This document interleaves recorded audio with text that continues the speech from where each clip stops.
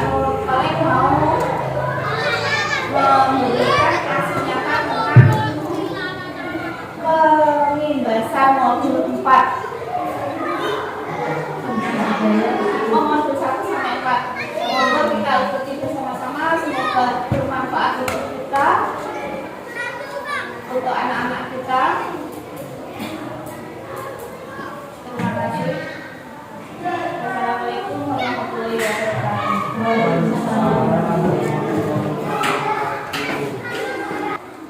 Assalamualaikum warahmatullahi wabarakatuh.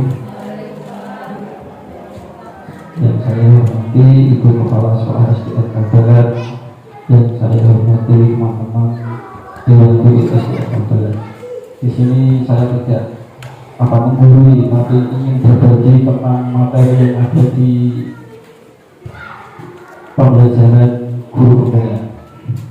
Di sini nanti kurang lebih saya meminta waktunya kalau tidak 130 menit.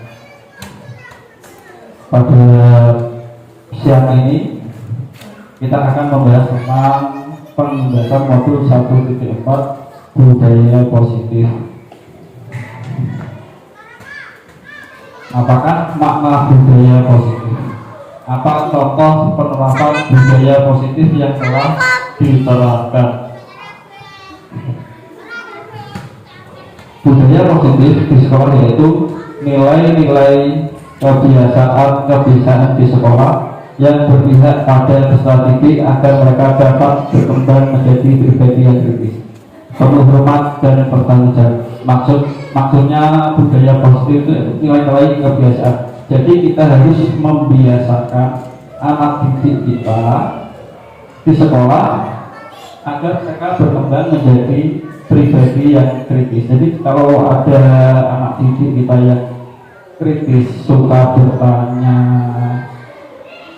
aktif, itu kita tidak usah gelisah, karena itu adalah sebuah sisi yang sangat positif bagi anak didik itu sendiri. Perubahan paradigma filosofi dihajar Dewatoro.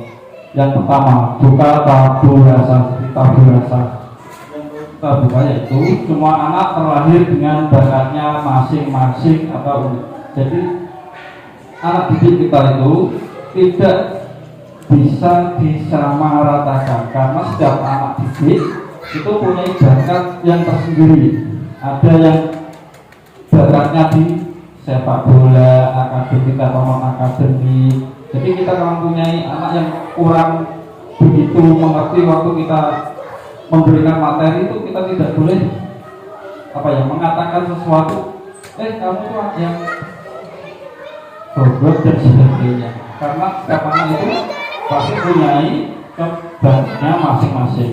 Budi pekerti yang perlu ditanamkan pada anak didik kita yaitu budi pekertinya. Sekarang sudah jarang kita temui anak-anak kecil yang kalau berbicara dengan orang yang lebih tua itu menggunakan kata-kata yang sopan dan sebagainya. Dan kalau bisa kita menanamkan anak itu setiap melakukan apapun, contoh meminta tolong harus diucapkan, minta tolong aja, jangan sampai kata-katanya itu yang tidak bagus. Guru ibarat petani, anak ibarat jagung. Di sini kita memproses anak itu diibaratkan guru sebagai petani, anak ibarat biji jagung. Nah, bagaimana biji jagung itu akan tumbuh besar dan berbuah. Kita ke anak kita sudah seperti itu. Bagaimana kita menanamkan bakat atau menuntut anak untuk besok ke depannya. Kodrat alam dan kodrat jana. Yang kodrat alam dan kodrat jana. Masuk dari kodrat alam dan kodrat jana, kita tidak boleh mengesampingkan bahwasanya hari ini yang kita alami itu zamannya sudah zaman modern. Jadi kalau ada sesuatu yang mengacu ke perubahan zaman, kita harus benar-benar menyiapkan anak didik kita untuk mengikutinya agar tidak ketinggalan pada zaman yang akan datang. Berpihak pada anak. Nah, jadi kita sebagai seorang pendidik, kita tidak boleh dibalik. Anak harus berpihak kepada guru, tapi bapak ibu guru yang harus berpihak kepada anak. Perubahan paradigma. Untuk membangun budaya yang positif, sekolah perlu menyediakan lingkungan yang positif, aman dan nyaman agar murid mampu berpikir, bertindak dan menciptakan dengan merdeka, mandiri dan bertanggung jawab. Lazimnya disiplin dikaitkan dengan kontrol dalam hal ini, kontrol guru dalam menghadapi murid. Jadi maksud dari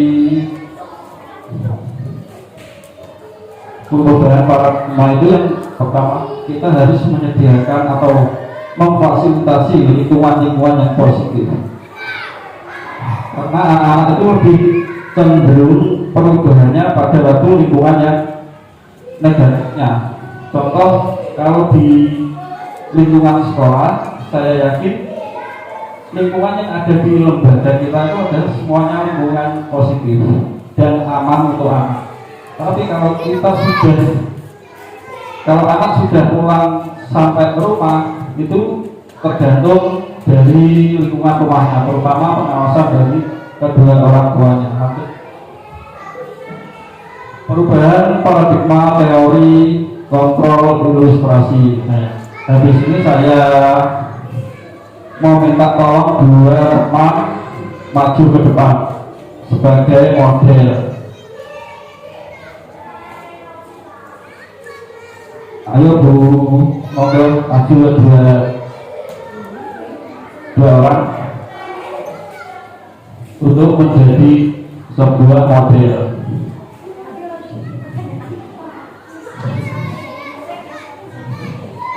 Nanti dulu ya, dua orang menjadi model.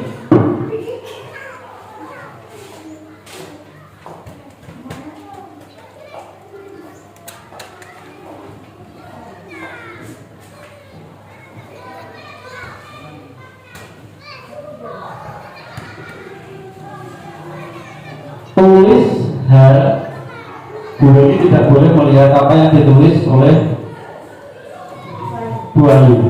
Ya, tulis hal yang sangat berharga bagi Anda di kertas yang telah dibagikan. Bu Ayu menulis sesuatu hal yang ada pada dirinya. Nah, tidak boleh diberitahukan ke teman sampingnya.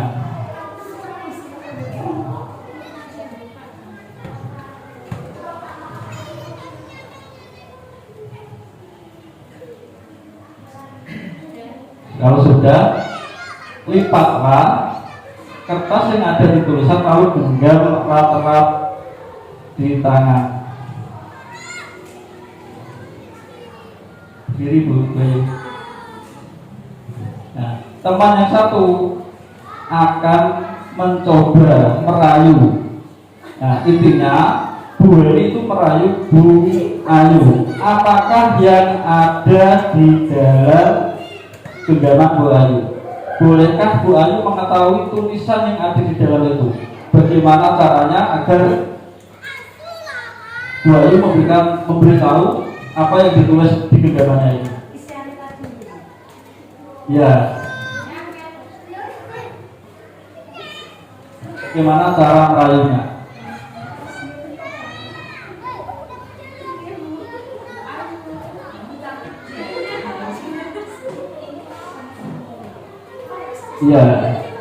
Iya, jadi ya intinya permainan ini kita bahwasannya kita untuk merubah atau mengetahui atau mengarahkan sesuatu hal yang baru itu penuh usaha, dan usahanya itu bagaimana, apakah orang yang menggenggam itu mau memberikan apa yang dimilikinya. Contoh ini ya, saya mengikuti guru penggerak. Nah, saya ingin membagikan sesuatu yang saya dapat dari guru penggerak itu. Berarti saya tidak apa? Tidak serta-merta menggunakan ilmu itu sendiri, tetapi saya membagikan ke teman-teman yang lain. Nah sekarang Bu Ayu bagaimana caranya Bu Ayu merayu agar apa yang ada di genggaman tangan Bu Ayu diberikan.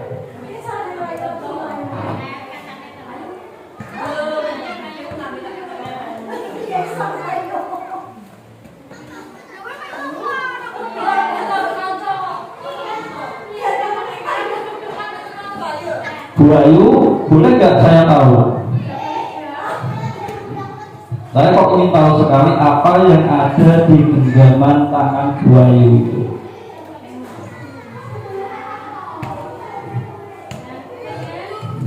Nanti kalau Bu Ayu mau memberitahu yang ada di genggamannya, saya siap memberikan hadiah untuk Bu Ayu.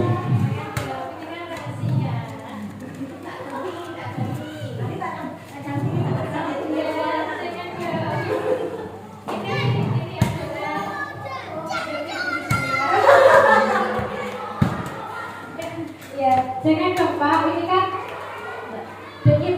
jangan dong Bu, ini kan isi hati saya. Nanti saya kan malu kalau semua orang tahu.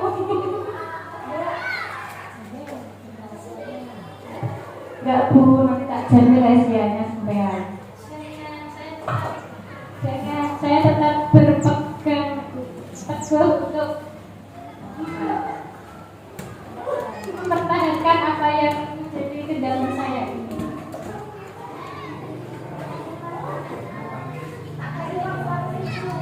Nanti tak ganti, tak kasih uang 100.000.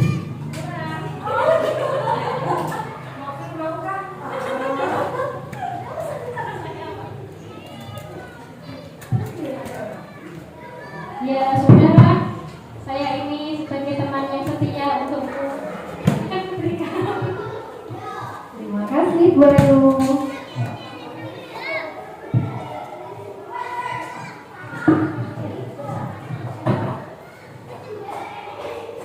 Dari situ kita telah belajar tentang paradigma teori kontrol. Jadi kita itu bisa mengontrol apa yang ada di dalam diri kita.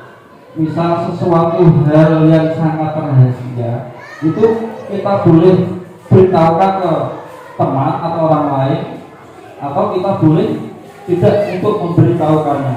Masuk dari kegiatan tadi itu seperti itu. Contoh di sini kita sering jumpai, kita sebagai seorang pendidik, terkadang kita kalau ada kurikulum baru, kadang-kadang kita yang berada di benak kita itu pasti kurikulum kok ngalah siji tahan wis ngalah maneh. Nah, seperti itu. Jadi paradigma perubahan teori kontrol itu sebuah kegiatan di mana kita bisa mempertahankan apa yang kita punya dan kita bisa memberitahukan ke teman lain. Perubahan paradigma teori kontrol, ilusi kontrol. Berikut adalah paparan dari Dr. William Glasser dalam kontrol teori untuk meluruskan miskonsepsi tentang kontrol. Ilusi guru mengontrol murid. Ilusi bahwa kritik dan membuat orang merasa bersalah dapat menguatkan karakter. Ilusi bahwa semua penguasaan positif efektif dan bermanfaat. Ilusi bahwa orang dewasa memiliki hak untuk memaksa itu menurut perubahan paradigma yang disampaikan oleh Dr. William Glasser. Nah, makna dari disiplin. Nah, kita biasanya disiplin. mendisiplinkan anak kita itu biasanya pasti akan ada sebuah kalimat, kalau tidak mau disiplin kita pasti akan memberikan sebuah sanksi. Nah, disiplin yang sebenarnya untuk anak-anak itu untuk seperti itu tidak diperkenankan, karena disiplin sering dikaitkan dengan kata tertib, teratur, dan kepatuhan pada peraturan. Kata disiplin juga dihubungkan dengan hukuman. Nah, pernah enggak Bapak Ibu mendisiplin agar putra putrinya itu disiplin, lalu kita memberikan sebuah sanksi. Nah, sanksi itu berupa hukuman. Padahal itu sungguh berbeda, karena belajar dengan disiplin tidak harus dengan memberikan hukuman, tetapi salah satu alternatif terakhir atau kalau perlu tidak digunakan sama sekali, bisa sebuah hukuman untuk mendisiplinkan anak itu. Kalau bisa ya, kalau tidak terdesak itu kita tidak diperbolehkan untuk memberikan hukuman kepada anak didik kita.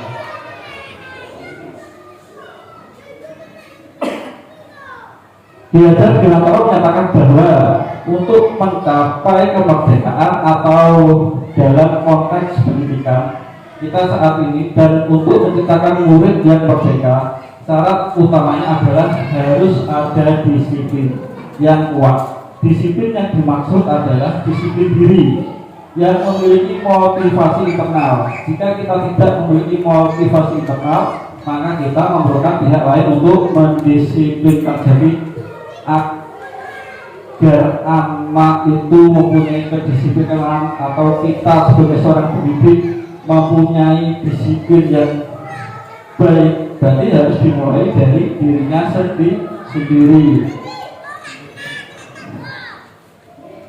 Bapak Pendidikan Ki Hajar Dewantara menyatakan bahwa di mana ada kemerdekaan, disitulah harus ada disiplin yang kuat. Sesungguhnya disiplin itu bersifat self disiplin, yaitu kita sendiri yang mewajibkan kita dengan sekeras-kerasnya, yang mewajibkan diri kita itu adalah diri kita sendiri, bukan atasan atau orang lain. Tapi kalau nanti yang mendisiplinkan kita atasan atau orang lain, pasti ibadahnya akan ada sebuah sanksi. Nilai kebijakan universal.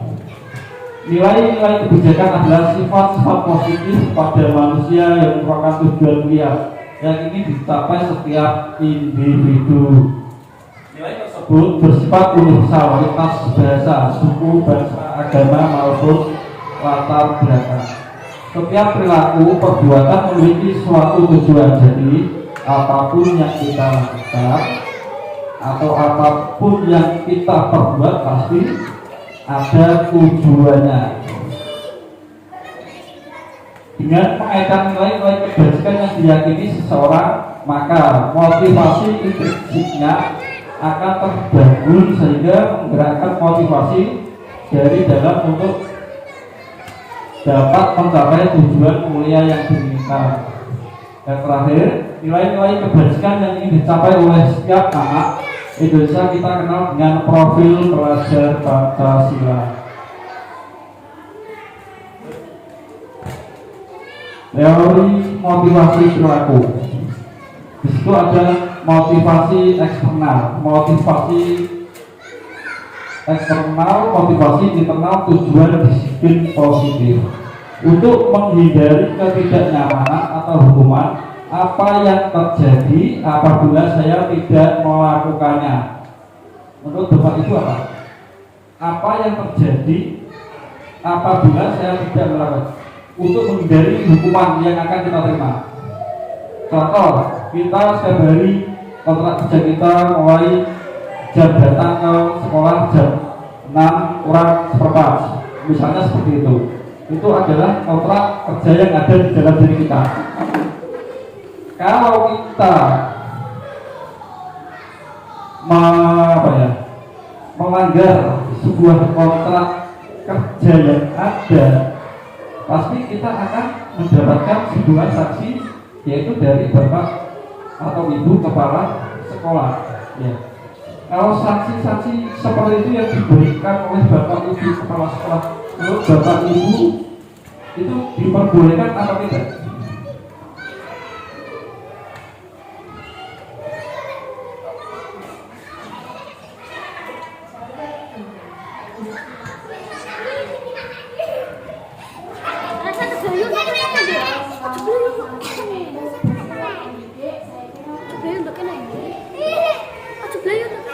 Ya, betul. Kalau sanksinya yang bersifat mendidik diperbolehkan. Nah, nanti kita bahas lagi ke restitusi. Ini berkaitan dengan 3 restitusi. Terus yang kedua, mendapatkan imbalan dari yang lain. Institusi apa yang akan saya dapatkan apabila saya melakukannya. Nah, kita kalau bekerja semestinya sesuai dengan kontrak kerja kita. Jadi kalau ada sebuah reward dari kepala sekolah, oh bapak ibu guru ini loh berangkatnya lebih pagi, kita kasihkan sesuatu reward atau penghargaan aja, kita diberikan, kita memberikan penghargaan. Ya, apakah untuk teman yang lain itu tidak berhak untuk mendapatkannya? Menurut dengan apakah harus yang lebih awal dapat yang mendapatkan penghargaan atau semuanya untuk penghargaan ini?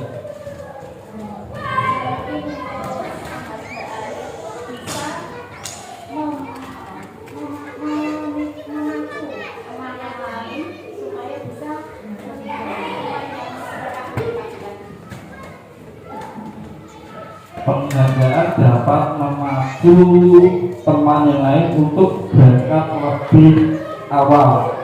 Nah, boleh juga menurut apa yang telah saya pelajari di Universitas Merdeka itu juga diperbolehkan. Tetapi yang lebih baiknya lagi, semua ini misal terkait dengan keberangkatan bapak ibu guru ya, semua wajib mendapatkan penghargaan, bukan hanya yang datang lebih awal. Karena kalau satu aja yang mendapat penghargaan, pasti akan timbul rasa iri. Yang dapat satu, yang tidak dapat banyak, pasti akan membentuk suatu kelompok-kelompok. Nah, bisa mengakibatkan hubungan tidak harmonis. Untuk menghargai diri sendiri, saya akan menjadi orang yang seperti apa jika saya melakukannya. Lanjut, termasuk motivasi manakah menurut Anda dari ketiga jenis motivasi yang disebutkan, yang saya sebutkan tadi? Nah, di dalam diri Anda itu termasuk tergolong di motivasi yang mana? Yang nomor 1 atau nomor 2 atau nomor 3? Silakan Bapak Ibu guru merenungkan.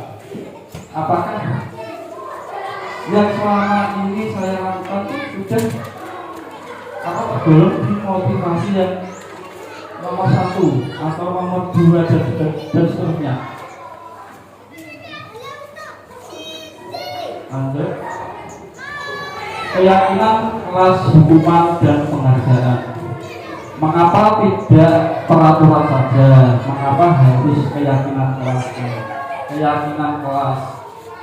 Mengapa kita memiliki peraturan harus menggunakan helm bila mengendarai kendaraan roda 2? Mengapa kita memiliki peraturan 3M, menggunakan masker, mencuci tangan, dan menjaga jarak 15 meter? Lainnya, mengapa kita memiliki peraturan harus datang tepat pada saat mengikuti pelatihan untuk mendukung motivasi leadership kembali ke nilai-nilai yang lebih menggerakkan seseorang dibandingkan mengikuti serangkaian peraturan. Keyakinan kelas adalah nilai-nilai kebajikan atau prinsip-prinsip universal yang disepakati bersama secara universal. Jadi maksud dari keyakinan kelas itu kita membuat suatu keyakinan apa yang harus kita lakukan di dalam kelas, apa yang boleh kita lakukan di dalam kelas. Contoh kemarin kelas 6 sudah saya suruh membuat keyakinan kelas, di antaranya tidak boleh makan di ruang kelas, seperti itu. Bukan ya keyakinan kelas. Nah, untuk bisa nggak keyakinan sekolah kita buat boleh? Nah, keyakinan sekolah berarti ditujukan kepada bapak ibu guru. Misal keyakinan kelas berangkat setiap hari nyampe ke sekolah jam siang dan seterusnya. Dulu bisa dibuat menjadi keyakinan sekolah, bukan saja keyakinan sekolah. Lepas dari latar belakang suku, negara, bangsa maupun agama. Menurut dosen 98, suatu keyakinan akan lebih memotivasi seseorang dari dalam intrinsik seseorang akan lebih bersemangat untuk menjalankan keyakinan daripada hanya sekedar mengikuti serangkaian peraturan. Karena keyakinan kelas itu yang membuat adalah yang bersangkutan atau dirinya sendiri.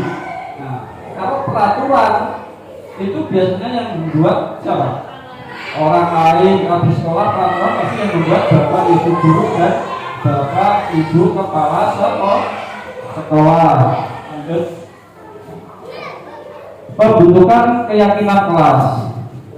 Keyakinan kelas bersifat abstrak daripada peraturan yang lebih rinci dan konkret. Jadi keyakinan kelas itu tidak sama dengan peraturan. Kalau keyakinan kelas itu tidak ada sebuah hukuman atau sanksi, tapi kalau peraturan, siapa yang melanggar peraturan pasti akan mendapatkan hukuman atau sanksi. Contoh, kalau bapak ibu guru berkendara motor dan tidak menggunakan helm, pasti bapak ibu guru akan apa? Kena sanksi oleh Pak polisi karena melanggar peraturan berlalu lintas seperti itu. Keyakinan kelas berupa pertanyaan-pertanyaan yang universal. Pernyataan keyakinan kelas senantiasa dibuat dalam bentuk positif. Jadi pernyataan-pernyataan yang akan dibuat untuk keyakinan kelas itu bentuk kalimatnya semua kalimat berbentuk positif, tidak ada yang negatif. Dalam arti positif itu untuk merubah anak agar tidak mengulangi lagi perbuatan yang negatif. Misal, kalau terlambat sekolah, anak-anak akan dihukum. Itu peraturan atau keyakinan kelas. Kalau terlambat sekolah, anak-anak akan mendapatkan hukuman.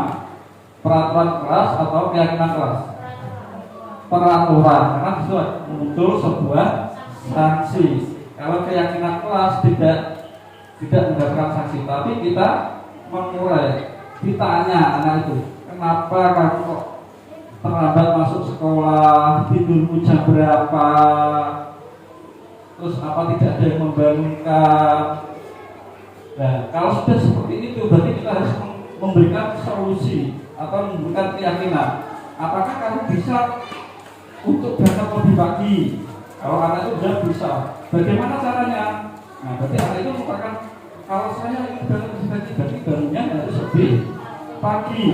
Nah, terus siapa yang membangunkan kamu agar bisa berangkat lebih pagi? Bisa orang tua, bisa nenek, itu keluarga yang ada di keluarga seperti itu. Keyakinan kelas hendaknya tidak terlalu banyak sehingga mudah diingat dan dipahami anak. Selanjutnya, Warga kelas sebaiknya ikut berkontribusi dalam membuat kegiatan kelas lewat curah pendapat. Nah, jadi semuanya dilibatkan untuk mengutarakan pendapatnya. Bersedia meninjau kembali kegiatan kelas dari waktu ke waktu. Lanjut Pak. Nah, seperti ini contoh membuat keyakinan kelas. Apa yang ada di dalam pikiran anak-anak disuruh menulis, nanti kita rangkum bersama-sama, kita sepakati dengan anak-anak. Ini adalah kegiatan penyusunan keyakinan kelas. Lanjut. Didukung oleh penghargaan.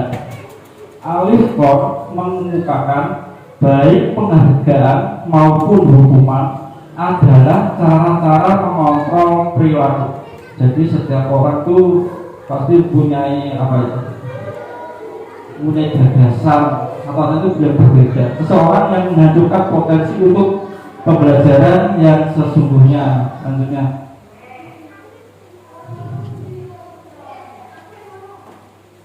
didukung oleh penghargaan. Pengaruh jangka pendek dan jangka menengah.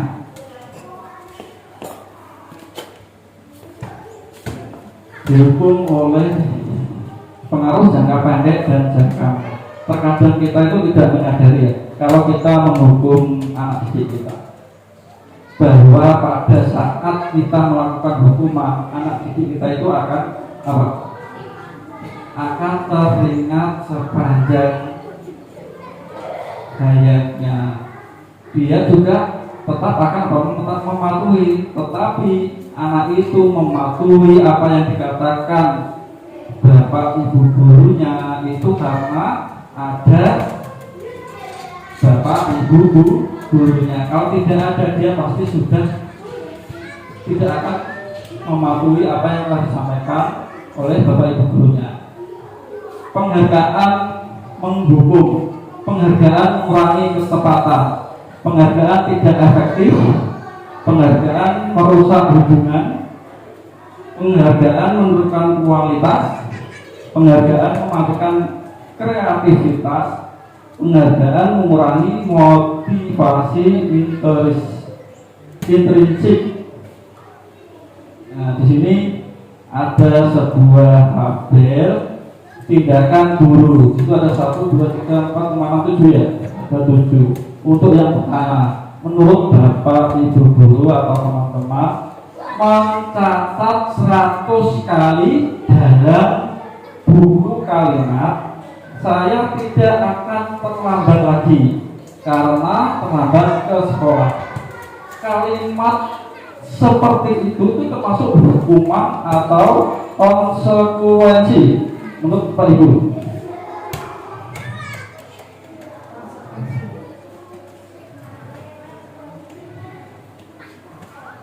Mencatat 100 kali di dalam buku kalimat, saya tidak akan terlambat lagi. Nah, karena terlambat ke sekolah, seperti itu juga hukuman atau konsekuensi. Coba teman-teman pikirkan. Untuk yang kedua, lari mengelilingi basket 2 kali karena terlambat hadir di sekolah. Yang ketiga, murid diminta untuk push up 25 kali karena tidak menggunakan masker ke sekolah. Yang keempat, menggantikan kertas tugas teman yang telah dicoret-coret. Selanjutnya, membersihkan tumpahan air di meja tulis karena tersenggol pada saat belajar. Meminta murid tidak mengenakan sepatu seharian di sekolah karena tidak mengenakan sepatu hitam. Lari mengelilingi lapangan basket 2 kali karena terlambat 10 menit pelajaran PJOK. Nah, di antara kalimat-kalimat tersebut, manakah yang tergolong sebagai hukuman atau konsekuensi? Lanjut Anda.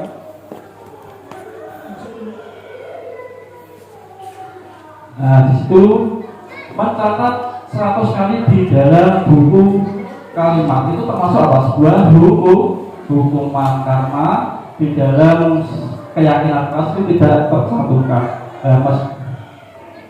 Lari mengelilingi lapangan basket 2 kali karena terlambat hadir di sekolah. Tadi sudah saya berikan contoh, kalau ada anak yang terlambat masuk, itu kita tidak boleh langsung memberikan sanksi atau hukuman, tetapi kita tanya dulu kenapa, sebabnya apa kok sampai berangkat sekolah terlambat dan sebagainya. Terus murid diminta untuk push up 15 kali karena tidak menggunakan masker ke sekolah, itu juga termasuk hukuman. Menggantikan kertas tugas teman yang telah dicoret-coret, nah itu adalah konsekuensi. Konsekuensi itu adalah sebuah kesepakatan yang sudah kita sepakati bersama, yaitu membersihkan tumpahan air di meja tulis karena tersenggol pada saat belajar. Murid disuruh mengenakan sepatu seharian di sekolah karena tidak mengenakan sepatu hitam. Lari mengelilingi lapangan basket 2 kali karena terlambat 10 menit untuk pelajaran bait yoga. Itu adalah contoh tindakan atau kalimat yang tergolong hukuman atau konsekuensi. Lanjut, kebutuhan dasar manusia bertahan hidup.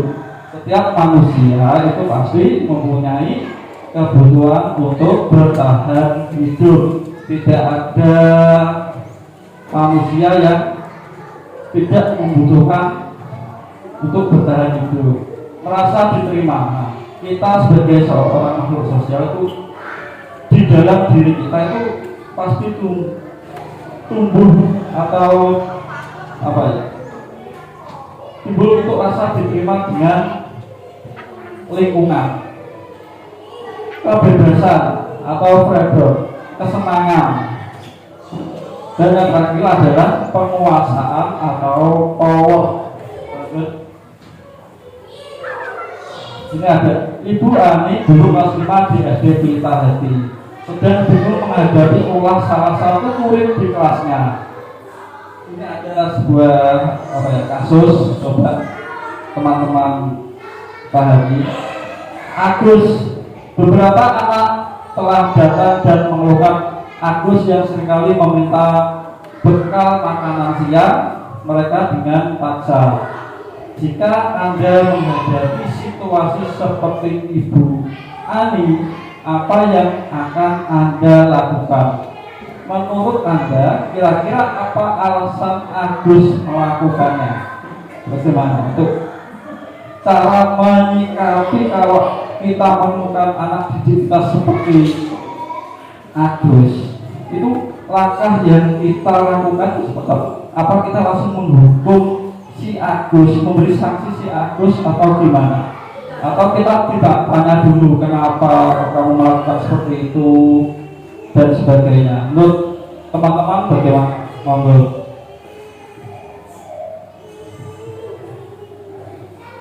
Ya, yang pertama kita pendekatan dulu dengan si Agus. Ditanya dulu kenapa kok sampai di sekolah itu sampai meminta bekal makan temannya. Apakah karena belum sarapan atau memang karena porsinya makan banyak? Jadi jangan langsung menghukum si anak, karena kita harus tahu dulu faktornya bagaimana. Kalau misal alasannya itu karena memang belum makan, ya nggak apa-apa lah, kita berarti ada tugas baru, yaitu memberi pengertian kepada temannya bahwa si Agus itu kasihan nak, dia belum makan. Kita memberi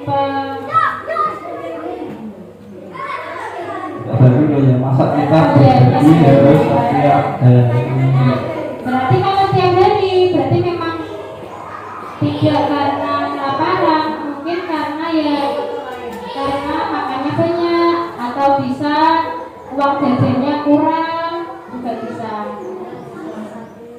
Jadi bisa melalui pendekatan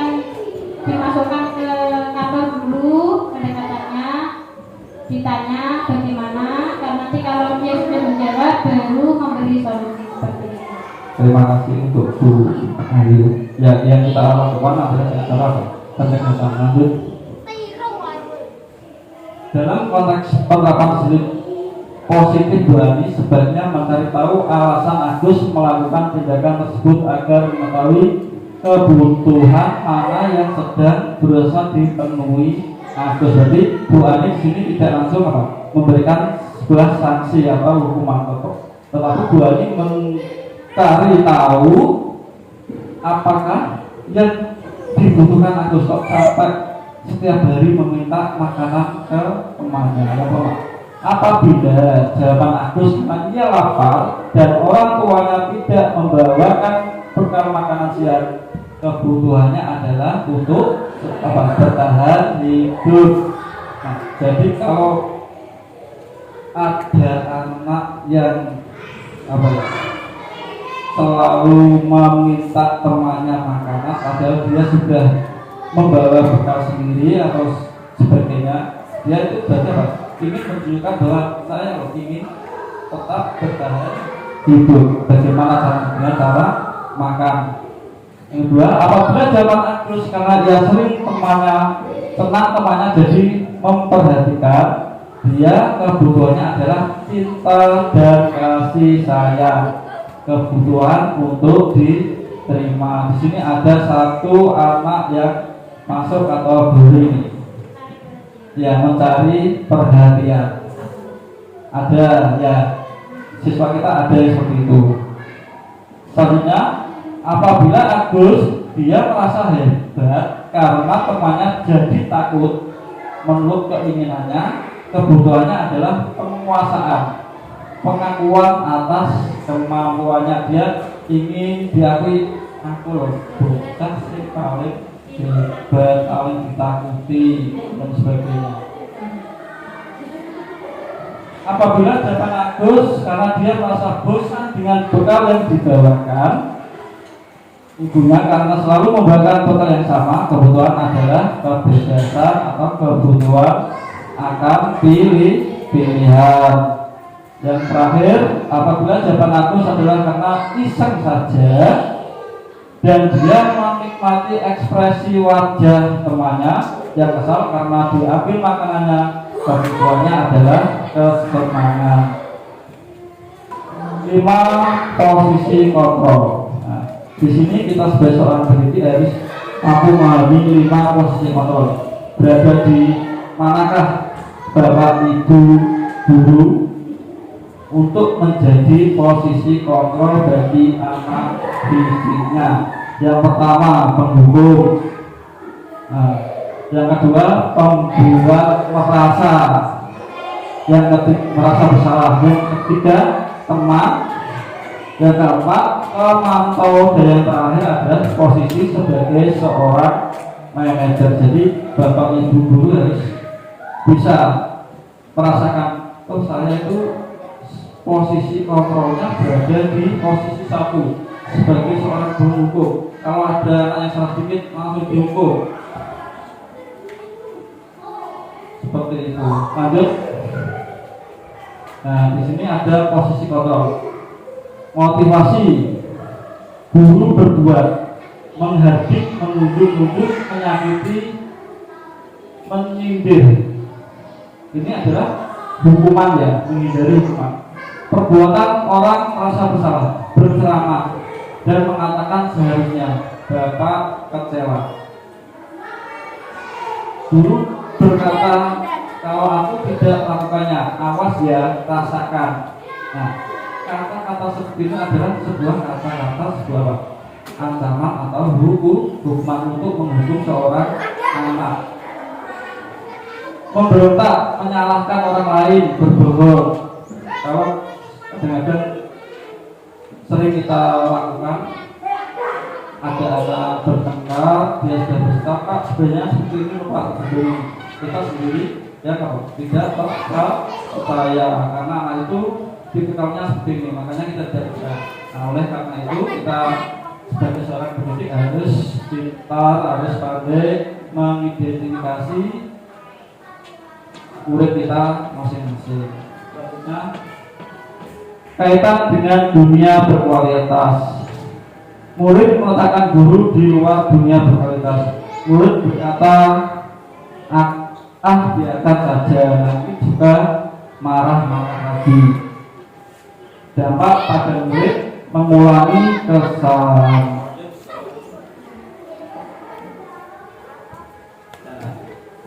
Di sini nanti ada sebuah video. Video itu posisi 5 kontrol tadi. Yang pertama yaitu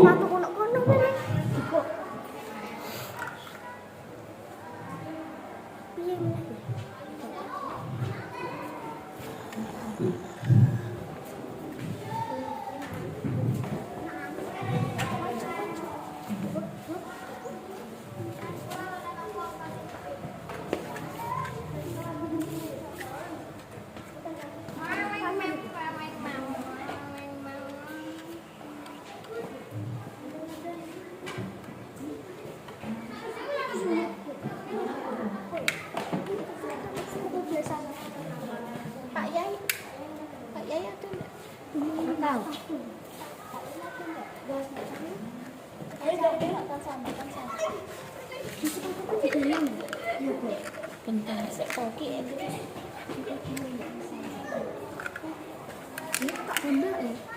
nggak ada sepatu di sini di sana.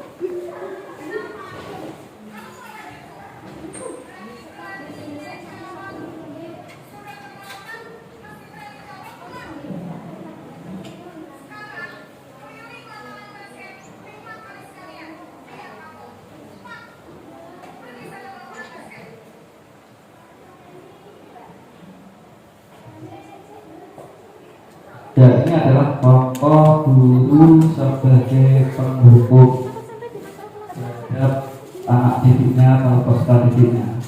Lanjut, seorang penghukum bisa menggunakan hukuman fisik maupun verbal. Orang-orang yang menjalankan posisi penghukum senantiasa mengatakan bahwa sekolah memerlukan sistem atau alat yang dapat lebih menekan murid-murid lebih dalam lagi. Jadi kalau di sebuah lembaga itu masih menggunakan atau memakai sebuah aturan yang harus dilakukan oleh siswa-siswinya, itu adalah lembaga itu berarti masih menggunakan sebuah sistem hukuman untuk anak didiknya. Nah, untuk video yang kedua,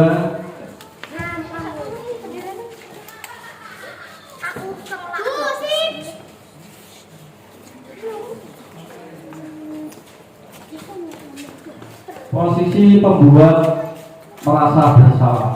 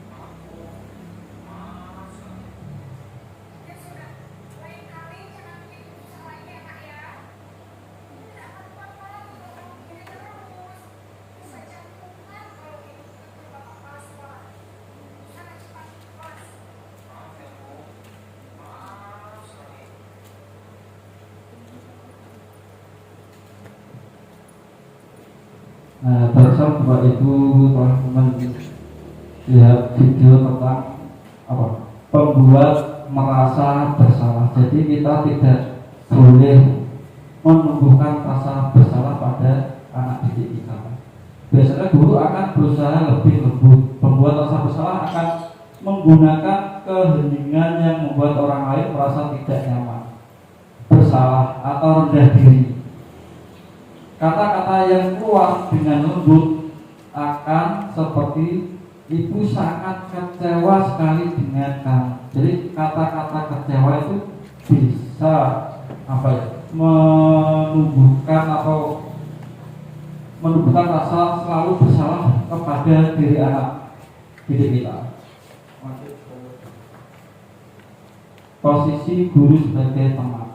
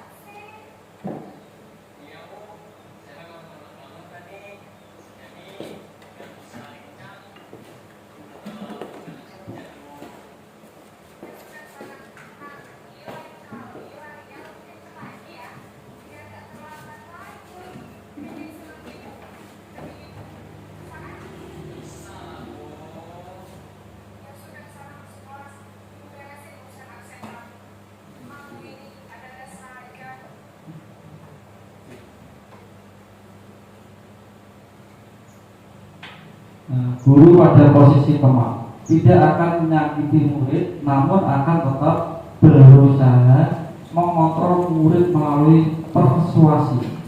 Posisi teman pada guru bisa negatif ataupun positif. Jadi kalau kita memposisikan diri kita kepada anak-anak, nah kalau kita memposisikan teman anak sebagai teman itu ada dua hal, negatif dan positifnya. Terkadang anak-anak sampai lupa batasnya, ya apakah dia seorang guru atau temannya, seperti itu.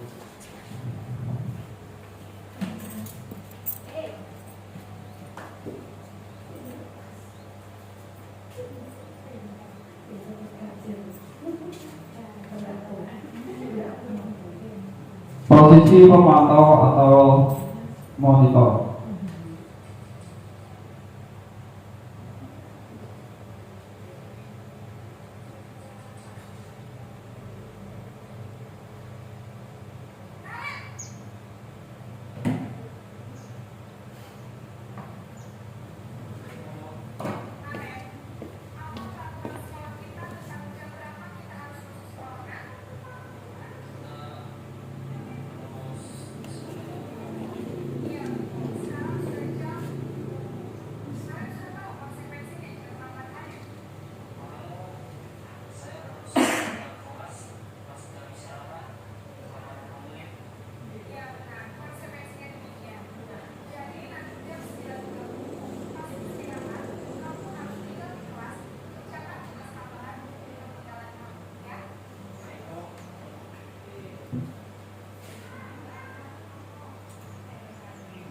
Memantau berarti mengawasi.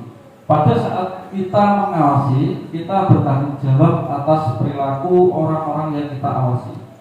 Posisi pemantau berdasarkan pada peraturan-peraturan dan konsekuensi. Jadi posisi pemantau itu pasti akan berkaitan atau berhubungan dengan sebuah peraturan-peraturan yang sudah ada di sebuah lembaga itu sendiri. Lanjut.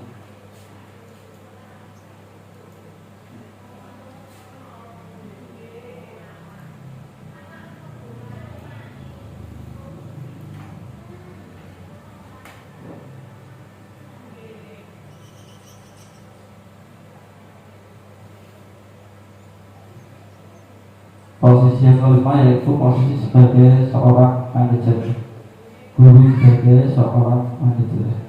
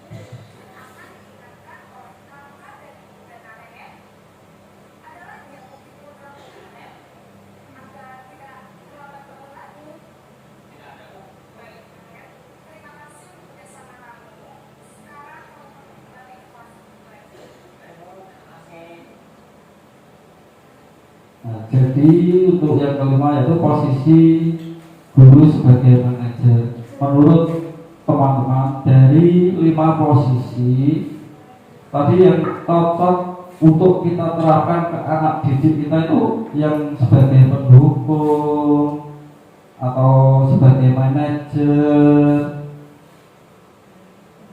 atau sebagai teman. Menurut Bapak Ibu yang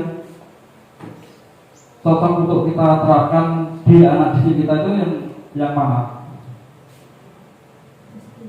Sesuai kelasnya. Tergantung kelasnya Pak. Kalau kelasnya anak kecil, anak 1, 2 mungkin bisa sebagai teman. Tapi untuk anak yang kelas 5, 6 sebagai manajer. Ya boleh. Kalau di diri saya pribadi ya tidak kenal itu kelas tinggi atau rendah, saya akan berusaha memosisikan sebagai seorang manajer karena di situ ada sebuah percakapan antara anak dan seorang guru.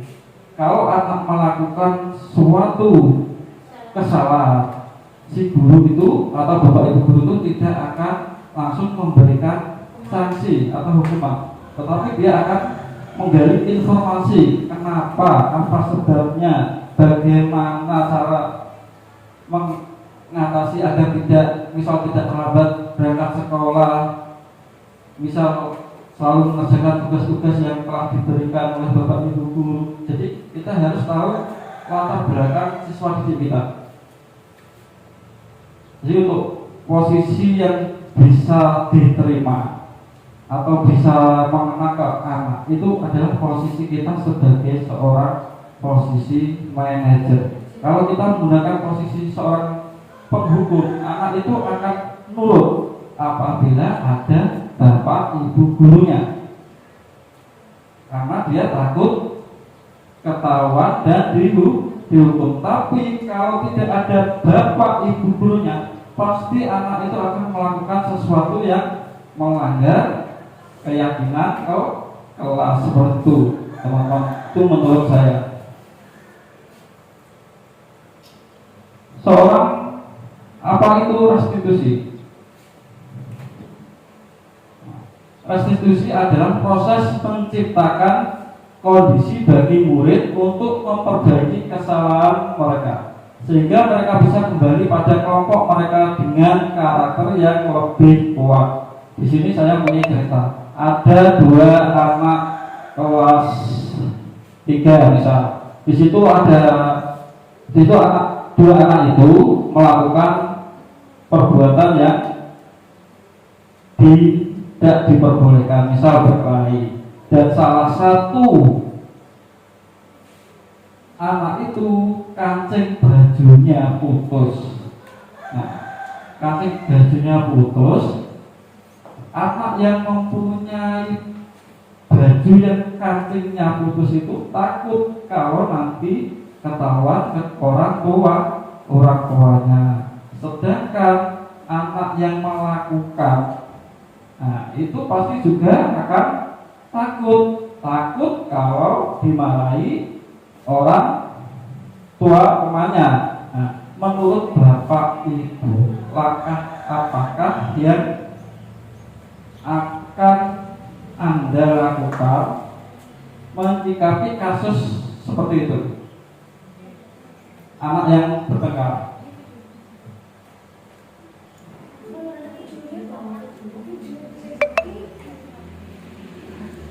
Kalau kita menemui anak yang bertengkar seperti itu, misal ada salah satu barang berharganya rusak. Tadi saya contohkan kancing baju. Nah, kita bisa Jadi itu mempertemukan dua anak tadi, terus mencari solusi bersama-sama. Misal kalau memang ada benang di sekolah bisa latihan menjahitkan baju kancing bajunya tadi, sehingga anak yang punya kancing bajunya tadi kancingnya bisa kembali seperti semula. Betul. Dan jangan lupa untuk memberikan pengertian bahwa memang harus minta maaf karena memang salah. Nah, jadi kita kalau seperti itu kita berperan seperti apa? Sebagai seorang manajer, kita tidak langsung menghukum anak yang melakukan sebuah kesalahan. 9 ciri-ciri restitusi, bukan untuk menebus kesalahan, namun untuk belajar dari kesalahan. Nah, kalau ada anak yang melakukan kesalahan, itu kita tidak boleh langsung memberikan sebuah hukuman, tetapi yang kita lakukan menanamkan sebuah pembelajaran, belajar untuk tidak mengulangi sebuah kesalahan lagi, memperbaiki hubungan. Tawaran bukan paksaan. Restitusi menuntut untuk melihat ke dalam diri. Dan restitusi mencari kebutuhan dasar yang mendasari tindakan restitusi, memperbaiki diri. Karakter bukan tindakan. Yang selanjutnya solusi, dan yang terakhir adalah berbuat salah pada kelompoknya. Seperti ini bentuk segitiga restitusi. Validasi kebutuhan, apakah kebutuhan anak didik kita? Kamu tentu punya alasan mengapa melakukan itu. Adakah cara yang lebih efektif untuk mendapatkan yang kamu butuhkan? Menstabilkan identitas, menanyakan keyakinan. Nah, ini adalah bentuk atau diagram segitiga restitusi. Tahapan restitusi menstabilkan identitas. Yang pertama, berbuat salah itu tidak apa-apa. Maksudnya berbuat salah itu tidak apa-apa. Semua orang, bahkan orang dewasa itu pasti pernah melakukan perbuatan atau perbuatan salah. Yang lebih baik lagi kalau kita sudah melakukan sebuah kesalahan tapi kita tidak mengulanginya lagi, itu adalah sebuah perubahan. Jangan sampai kita sudah melakukan suatu kesalahan, sudah tahu itu kurang baik, kita lakukan lagi nanti menjadi kebiasaan yang buruk. Tidak ada manusia yang sempurna. Saya juga pernah melakukan kesalahan itu. Kita bisa menyelesaikan ini. Bapak atau ibu tidak tertarik mencari siapa yang salah, tapi bapak ibu ingin mencari solusi dari permasalahan ini. Jadi setiap ada masalah kita tidak diperbolehkan atau tidak diajarkan untuk mencari siapa yang salah, tapi mencari solusi agar kesalahan-kesalahan yang telah dilakukan tidak terulang. Kamu berhak merasa begitu. Apakah kamu sedang menjadi teman yang baik buat dirimu sendiri? Nah, yang bisa merasakan adalah dirinya sendiri. Apakah yang saya lakukan itu sudah baik atau belum? Kalau belum, berarti kita perlu memperbaikinya. Selanjutnya, tahapan restitusi validasi tindakan yang salah. Padahal kamu bisa melakukan yang lebih buruk dari ini. Kamu pasti punya alasan melakukan itu. Jadi kalau kita melakukan sebuah perbuatan yang kurang baik, jadi kita sendiri pasti punya alasannya. Nah, alasan itu belum tentu buat kita itu jelek, buat orang lain bahkan baik. Jadi yang tahu tentang baik buruknya itu adalah siapa? Diri kita sendiri. Kamu pasti bangga pada dirimu sendiri karena kamu tidak melindungi sesuatu yang penting buatmu. Yang terakhir, kamu boleh mempertahankan sikap itu, tapi kamu harus menambahkan sikap yang baru.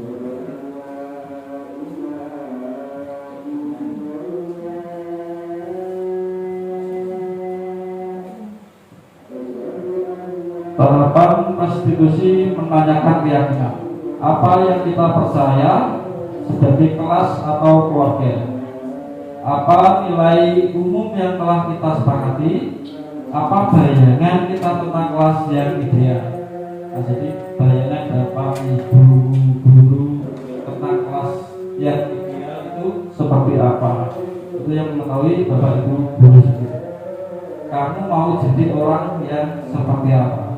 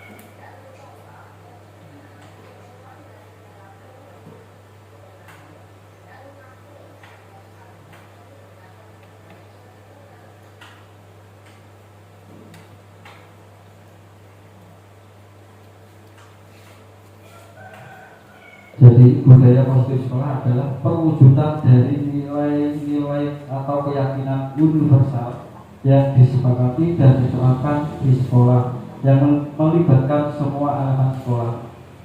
Budaya positif terbentuk dari kebiasaan-kebiasaan positif dalam mewujudkan disiplin positif yang bertumbuh dari keyakinan prasepi Bapak Ibu.